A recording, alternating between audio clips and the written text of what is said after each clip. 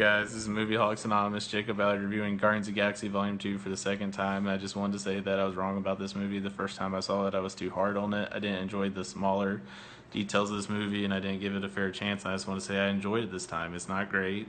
It's not the best movie ever made. It's one of the better Marvel sequels they've made. I would say it's the third or fourth best one they've had, like tied with Avengers Age of Ultron and behind Captain America, The Winter Soldier, and Civil War. And I enjoy this movie a lot. So let's talk about the negatives first, get them out of the way. One of the big negatives for me about this movie is that there's no villain in the first two acts as far as the main villain that just gravitates your attention, that makes you just pay attention and hone in and know the stakes of this movie. And that's one of the problems I have, is the stakes are not really well established as far as for the whole universe thing. It felt forced when they finally do establish that in the third act. They're like, oh, the whole world's at stake all of a sudden. You're like, okay, well, they're saving the galaxy again now.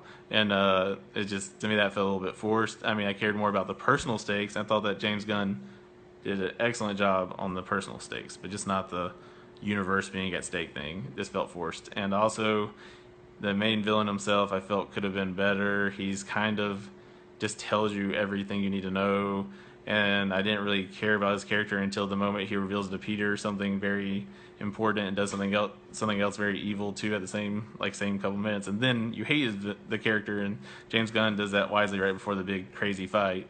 Otherwise, you would just have totally checked out before that big fight with the CGI monster. And I don't like the fact that the villain turns into a big CGI monster in the final act. Disconnects you emotionally from the character, except for when he comes back into his human form, and that's when I connected with that character as far as hating him and wanting Peter to beat him. And I felt like in this movie that Baby Groot was adorable. And yeah, I'm transitioning to the goods because there's a lot of good. Baby Groot is adorable. Rocket Raccoon is hilarious, although I felt like they make him a bigger jerk in this one, and at times that could turn some people off, I felt like. But they do a good job of his arc at the end is really solid.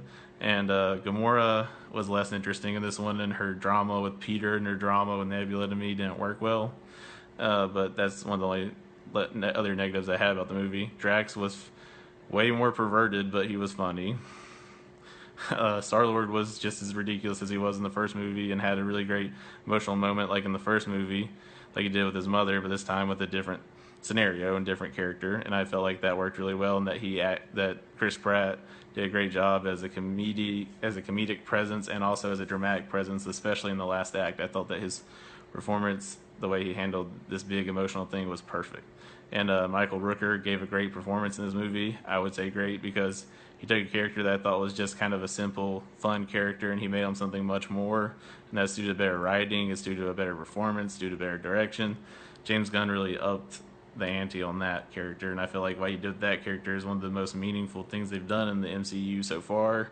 And I think that they should do more things like what they do with Yondu's character in this movie, because it adds another layer of meaning to what's going on and raises the stakes.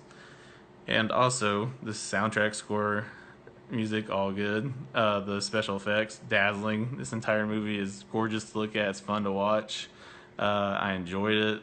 I enjoyed the action scenes, even though they're not super suspenseful. And I'm not a big fan of the gold people, but I felt like that James Gunn did enough with the action to make up for that for the most part.